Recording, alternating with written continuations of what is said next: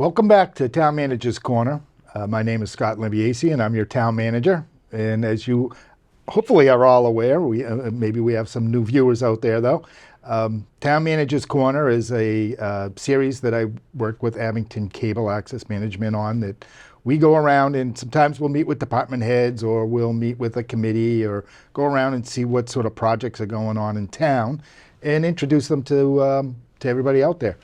Today we have a special guest, one of our partners in education. We're going to talk about what is coming up at our special town meeting, and then some other interesting issues. But I'd like to introduce Dr. Tom Hickey, our superintendent. Thank you, over Scott. at South Shore Regional VOTEC. Yes, thanks for having me. Appreciate it. Welcome. Thank you. So you have a lot going on. Oh, it's a busy time. It is. It's always a busy time in the fall for all school systems, but it's especially busy for us this year. Absolutely. And I guess, one of the first things that we do want to talk about is, so we have an upcoming special town meeting. And really the focus on this is to discuss what is called a regional agreement. Yes. Maybe you can give everybody an idea exactly what we're talking about when Sure. we say regional agreement. Right. Let me start by saying thank you to folks in town. I recognize a special town meeting isn't an automatic that happens in our communities. And as we brought forward an amendment to our regional agreement, the timing would fall within the special town meeting window. And folks in Abington were good enough to say, we'll create a special town meeting warrant to address your needs. So I'm grateful for the extra work that folks in town are putting in. So Abington was one of 6 towns that formed our school back in 1960. And part of what a regional vocational school is based on is its regional agreement, or its charter. It's basically a document that at the time Abington and 5 other of our communities signed on and opened the second, it was the second vocational school in Massachusetts, second oldest, and the doors opened in 1962. Same building. Same building, yeah, same building, with some add-ons, thankfully, over time. But yeah, so from 1960, when the regional agreement was approved by residents of 6 towns, we added Whitman and Hanson in the 80s. We just added Marshfield last year, so we're now a 9-town district. But that's really the governing document. And so what we're bringing to residents in Abington and our other 8 communities is we're looking to amend our regional agreement. And the regional agreement, the portion that we want to take a look at is how we apportion debt share to each of our towns. This topic seems like it's very much connected to the other big topic that's on my to-do list, which is our potential building project. And it definitely is influenced by a potential big project. But essentially what we're asking is we want to change how debt share is calculated. Back in 1960, when the original building was being built, the agreement to this day says that debt share is based on a 3-year look back on enrollment. So it's based on how many kids from your town are in our school, look back 3 years, calculate a percentage, and then that percentage share is fixed for the life of the borrowing. So that's particular to every time you go out to borrow money for any sort of capital project. Exactly right. Whenever that happens, whenever that's approved, we do a look back, figure out the percentage, fixed. Well, the feedback we got about a year ago was, we have towns in our district that have historically had very high demand for vocational education, and they end up, there's such a demand that they end up filling seats from some of our towns that don't use all their seats. But it was pointed out that if we're going to lock into a big building project and fixing debt shares, that might not feel so good if we're locked in at a higher rate and enrollment trends change. 30 years is a long time.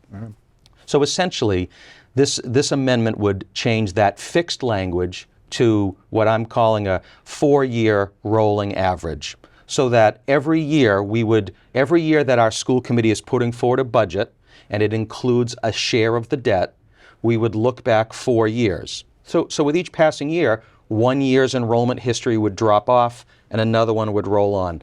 So it's kind of like a pay-as-you-go, but 4 years we think is a reasonable amount of time to manage for any volatility that could happen in enrollment changes. Because trends don't tend to that's spike, and they sort of People would like to know if there's a way to forecast, how many kids might come in a few years. Every group of 8th graders is different. I can say that there are very strong trends. We have deep roots in Abington from the beginning, and Abington historically has more children apply than there is space. And so what we're now looking at, we're entering a new chapter for the next 4 years at least, where it's the same size building. We currently have 685 students. And we've added the town of Marshfield. Well, so how many towns are there total? We now have 9. 9. So it started off at 6. It started at 6, and then Whitman Hanson in the early 80s joined, and then Marshfield. And Marshfield is, on paper, our largest community, and they've sent us an initial freshman class of 30 students. Well, so the math for the next few years, I have a lot more confidence when I say I can make some projections, because when you have the same size building and you bring in another roommate to help pay the bills and share some of the seats, it means that some of our oversubscribed towns will see adjustments in enrollment. So that's just our reality right now. I think that this regional agreement amendment makes sense. I think people understand it. It is as a pay-as-you-go. And actually, the other element to our regional agreement that has also been the case since 1960, we kind of took this idea from something we already do. When we assess our towns for capital that we don't borrow for, we use a 3-year rolling average, and we've always done that. So we just kind of took that idea, said, let's extend it out, because we're talking about potentially larger numbers. So yes, so when we have Abington special town meeting for our warrant article, I look forward to be able to either explain and or answer questions, but essentially this same amendment is going to all 9 of our towns. If we secure 6 communities to say yes, then it would be considered approved at the local level, and then it goes to the Commissioner of Education. We have already vetted this language out through the Department of Education in advance. So there'd be really no reason for them to have I don't an anticipate any issues there. Yeah. And for those who attend town meeting quite regularly, I think you may remember we did something similar when Marshfield came aboard. We actually had to amend at town meeting the regional agreement then. That's right, Scott. It would have been the spring of 2023, and at that point it was, we want to amend the agreement to bring in Marshfield. And that's another important, I'll just punctuate what you just said.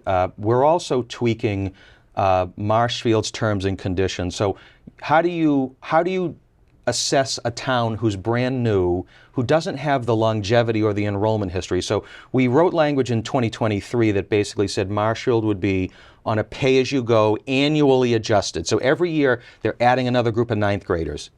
And within 4 years they'll have a complement. So we made some tweaks there to maintain fairness, so that when we were calculating averages, it would be fair to the new community, it would be fair to our existing community. So the bottom line is that whether we're borrowing for a new building project or we're borrowing for something else down the road, as Marshfield's enrollment increases, their share of the responsibility increases in proportion, and that will offer offset or cost sharing with our other towns. And for obvious, I guess, not just obvious reasons, but reasons that I guess kind of dawn on me now. So Marshfield's not walking in there with 9th, 10th, 11th, and 12th graders. Marshfield's coming in with 9th graders that will gradually move up. So it'll take 4 years for them to actually have their full allotment. And what I've explained to other communities is, and it seems a bit tortured to have to explain it this way, but for Marshfield to have the same enrollment history as Abington, we would have to map out in what budget year will Marshfield have 4 years look back where they've got 4 grades of kids in the building. That'll be fiscal 33. So it's out there. Yeah. So between now and fiscal 33, they're going to be on an annual. And the way I see it is, it'll be an escalator from just freshmen and sophomores, junior, and then when they fill the building with 4 grades, then they'll probably plateau with, we graduate some of their seniors, we bring in new freshmen. So for the next 4 years, we'll see that share adjust.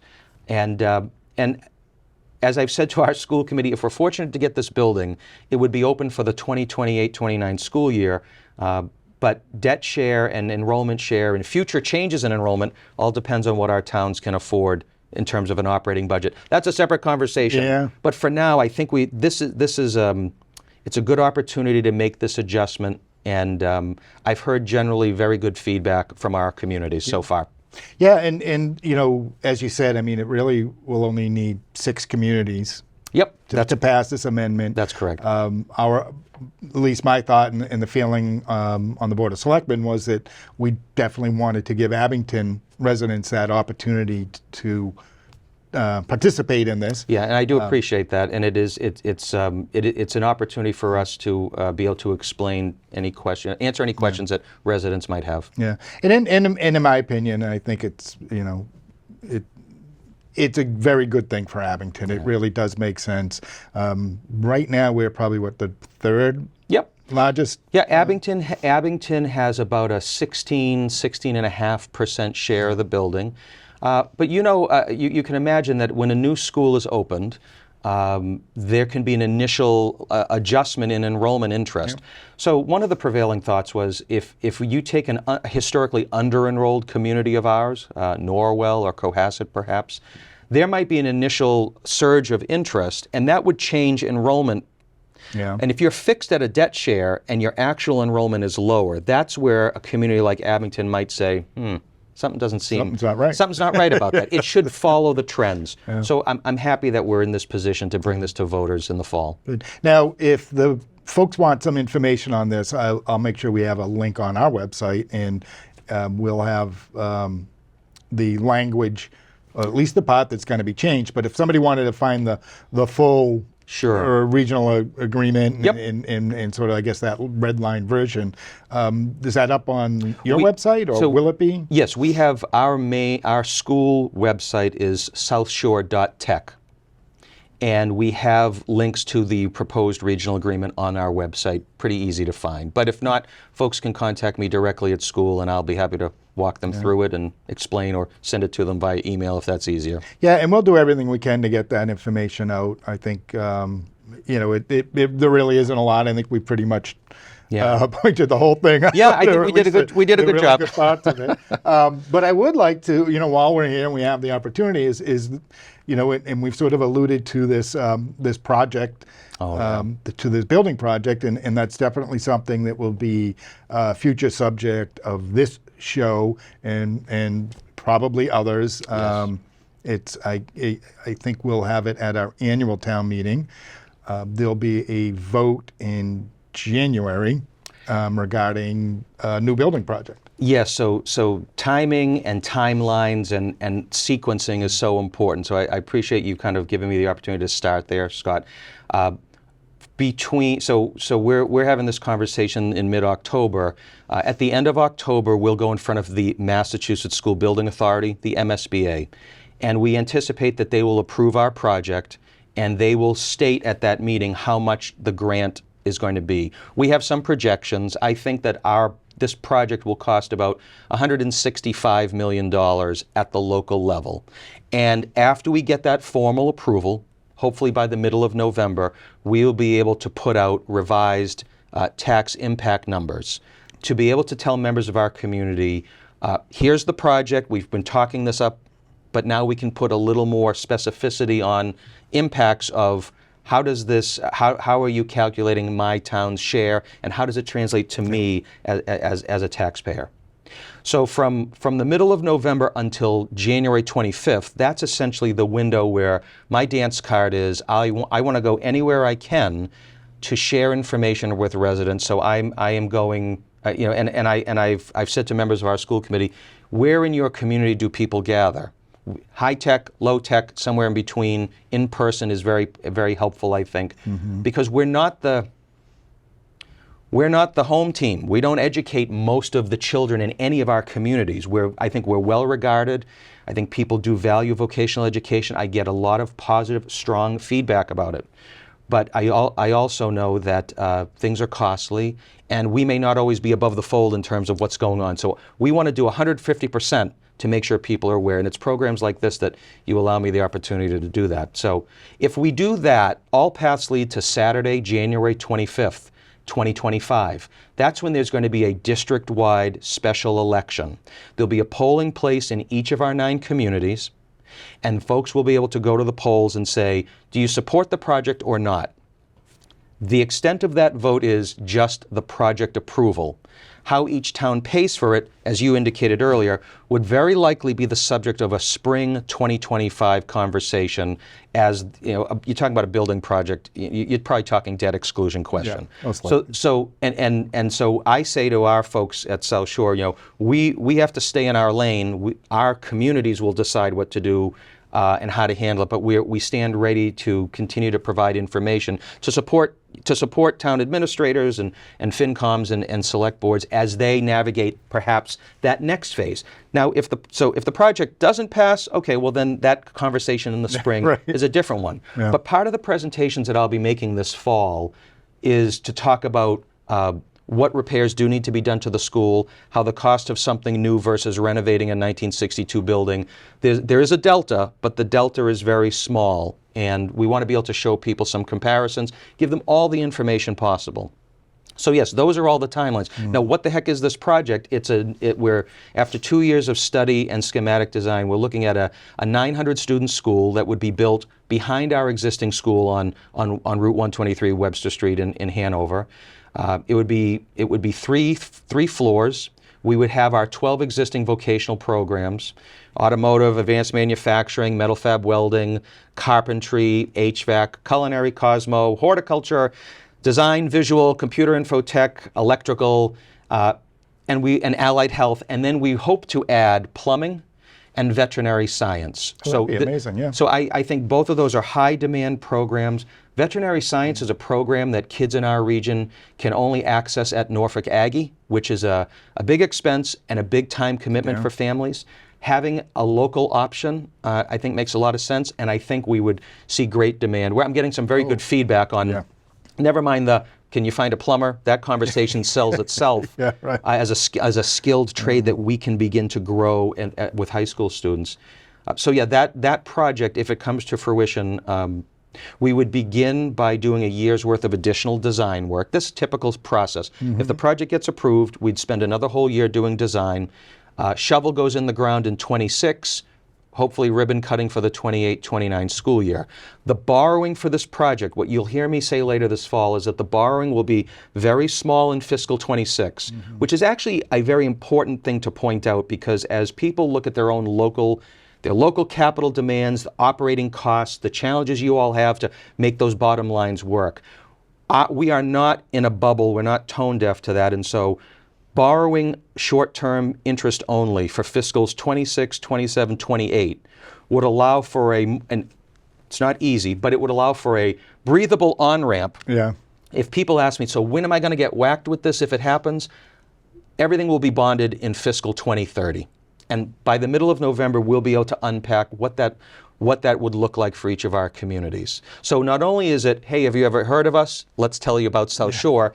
And for folks who already know about us, now let's talk about the financial impact and pull that all together in a conversation throughout the next few months. Yeah. And I think there'll be a lot of conversations. Yes. You've been great. You're willing to come to the Finance Committee, the Board of Selectmen, do these shows, and I'm sure you've got every town trying to do the same thing, and it's amazing how accommodating you are to get this information out. So we very much appreciate it. Scott, we owe it to residents because, again, we're located in only one town. And if that's not the town, if people might not cross our path physically, if they don't know somebody who went to our school. But again, as I said, Abington, we have deep roots in Abington.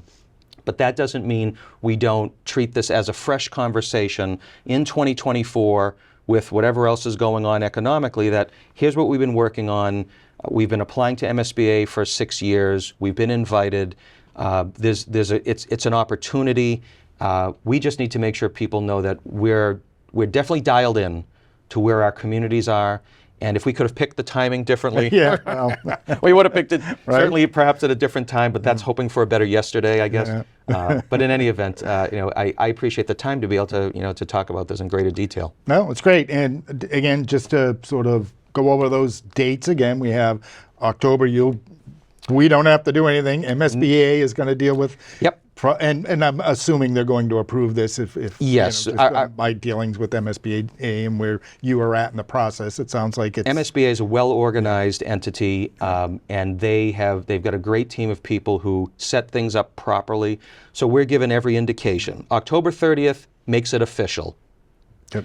January 25th, district-wide election. And that election will be run by us in this community. So the Abington one is just like any other ballot. It's going to be at our usual voting place, and it's done by our town clerk. That's correct. The only limitation on this special district election, I've learned this along the way, the options for voting are in person or by absentee. So the Secretary of There's no early voting. Correct.